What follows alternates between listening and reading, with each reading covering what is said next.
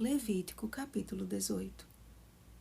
Portanto, guardareis a obrigação que tendes para comigo, não praticando nenhum dos costumes abomináveis que se praticaram antes de vós, e não vos contaminareis com eles. Eu sou o Senhor, vosso Deus. Versículo 30. Após a queda do homem, a primeira impressão que Adão e Eva tiveram do pecado foi de sua nudez. Despidos das vestes da glória de Deus, o homem e sua mulher fizeram para si vestes com folhas de figueira, e ouvindo a voz de Deus, que andava no jardim pela viração do dia, esconderam-se da presença do Senhor Deus. Gênesis capítulo 3, versículos 7 e 8. A nudez causou-lhes a sensação de impotência diante de tal situação. Tiveram medo de apresentar-se daquela forma diante da pureza e santidade do Criador. Mas com que amor o Senhor lhes proveu a solução.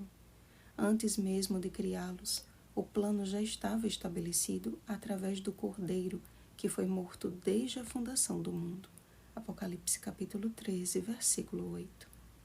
Ali no Éden, o primeiro sacrifício foi realizado, e fez o Senhor Deus vestimenta de peles para Adão e sua mulher, e os vestiu.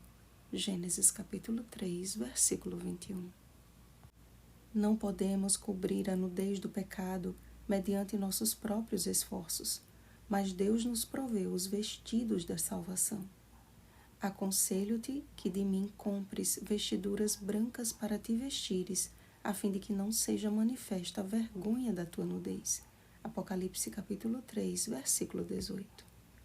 A nudez representa a condição vergonhosa do homem perante Deus, e os estatutos e juízos estabelecidos quanto às uniões abomináveis, revelam as bênçãos de Deus em cumpri-los e as consequências destrutivas em desobedecê-los. O Senhor instituiu uma lista de parentes como proibida para o matrimônio. Antes mesmo da entrada do pecado, Deus já havia estabelecido a união entre o homem e a mulher. O casamento heterogêneo e monogâmico foi instituído por Deus para ser uma bênção à humanidade. E o sexo, planejado como uma bênção exclusiva para o uso sagrado dentro do casamento. O relato da vida dos personagens bíblicos que desobedeceram a estes princípios está escrito para a advertência nossa, de nós outros, sobre quem os fins dos séculos têm chegado.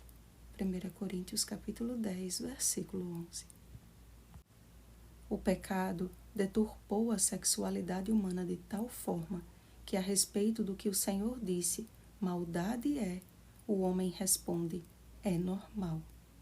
O que antes causou grande vergonha no Éden, hoje é publicado nas redes sociais.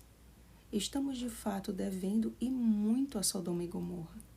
Os povos que ainda habitavam em Canaã estavam contaminados com práticas condenáveis e uniões abomináveis, e Deus precisava instruir o seu povo a fim de não praticarem nenhum dos costumes abomináveis que ali se praticavam. O incesto, a homossexualidade, a bestialidade, dentre outras práticas sexuais ilícitas e perversas diante de Deus, eram naturalmente aceitáveis entre os povos cananeus e praticadas em seus rituais pagãos. Os filhos de Israel estavam para entrar em terreno perigoso, e o Senhor precisava alertá-los e protegê-los. Seus estatutos e juízos não são imposições arbitrárias, mas um código de segurança. Cumprindo-os, o homem viverá por eles. Ainda moro em zona urbana, mas quanto mais os dias passam, mais me convenço de que o povo de Deus não deveria morar nas cidades.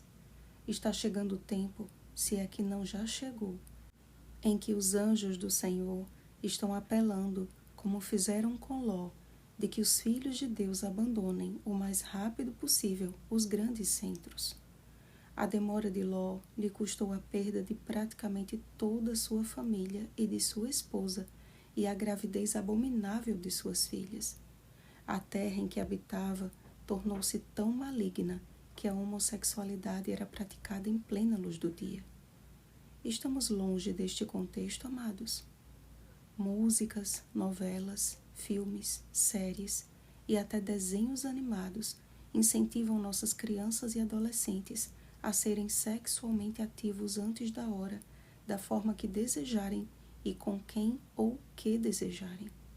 O mundo está testemunhando a desconstrução da família e do casamento e o surgimento de uma nova geração cujo pudor é ignorado e a moral zombada. Muitos carregam marcas de uma infância vivida em uma família que não era temente a Deus ou de escolhas erradas que fizeram antes de conhecer ao Senhor.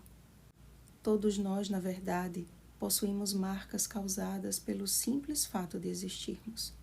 O pecado é letal e a terra se contaminou, e a menos que guardemos e andemos no caminho que o Senhor nos orienta a andar, carregaremos em nosso corpo e em nossa mente feridas que nos causarão traumas difíceis de esquecer. É desejo do Senhor que os seus filhos se mantenham puros, mas ainda que o pecado tenha nos causado manchas difíceis de limpar, ou que alguém tenha nos machucado, o Senhor nos promete: ainda que os vossos pecados sejam como a escarlata, eles se tornarão brancos como a neve. Ainda que sejam vermelhos como o carmesim, se tornarão como a lã. Se quiserdes e me ouvirdes. Isaías capítulo 1, versículos 18 e 19. Ó amados, ao que o Senhor chamou de abominável, sob a recorrente lembrança, eu sou o Senhor, não consideremos aceitável. Não é normal, é abominação. Não é natural, é confusão. A repetida declaração de Deus como Senhor declara sua autoridade em legislar sobre a sexualidade humana. Aquele que cobriu a nudez de nossos primeiros pais é o mesmo que deseja cobrir a nossa, não mais com vestimentas de peles de animais, mas com vestes de salvação e com um manto de justiça. Isaías capítulo 61, versículo 10. Não permita que o inimigo exponha a sua nudez, mas confiante nos méritos de Cristo Jesus e em sua justiça, dele adquira a roupa da vitória. Bem-aventurado aquele que vigia e guarda suas vestes, para que não ande nu e não se veja a sua vergonha. Apocalipse capítulo 16, versículo 15. Oremos, amados. Senhor nosso Deus, enquanto o mundo se agita em confusão, nós queremos desfrutar da vida em santificação que o Senhor nos oferece. A vida em obedecermos à Tua palavra. Como nosso Criador, bem sabes o que é melhor para nós. Não permite, Pai, que consideremos normal ao que o Senhor chama de abominação. Veste-nos com as Tuas vestes de justiça e dá-nos sabedoria nestes dias finais para tomarmos as melhores decisões para nós e nossos filhos, segundo a Tua vontade. Em nome de Jesus. Amém. Vigiemos e oremos. Um feliz sábado, vestidos pelo Senhor da Glória. Oremos pelo batismo do Espírito Santo. Oremos uns pelos outros. Rosana Garcia Barros.